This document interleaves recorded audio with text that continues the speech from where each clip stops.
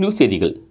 திருவண்ணாமலை மாவட்டம் வந்தவாசியை அடுத்த பெரணமல்லூர் பேரூராட்சி அலுவலகத்தில் இன்று தமிழ்நாட்டின் முதலமைச்சர் மு.க.ஸ்டாலின் உத்தரவின் பெயரில் மாநகராட்சி, நகராட்சி மற்றும் பேரூராட்சிகளில் பணிபுரியும் தூய்மை பணியாளர்களுக்கு இலவச உணவு வழங்கும் திட்டம் தொடங்கி வைத்திட வேண்டும் என அறிவுறுத்தலின்படி பெரணமல்லூர் பேரூராட்சி அலுவலகத்தில் பேரூராட்சி தலைவர் வேணி ஏழுமலை தலைமையில் தூய்மை பணியாளர்களுக்கு உணவு வழங்கும் திட்டம் தொடங்கி வைக்கப்பட்டது.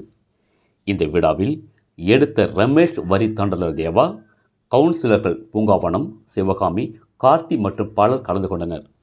ரேட் நியூஸ் தமிழ் செய்திக்காக திருவண்ணாமலை மாவட்ட செய்தியாளர் குப்பன். செய்திகளை உடனுக்குடன் தெரிந்து கொள்ள ரேட் நியூஸ் தமிழ் சேனலை சப்ஸ்கிரைப் செய்யவும்.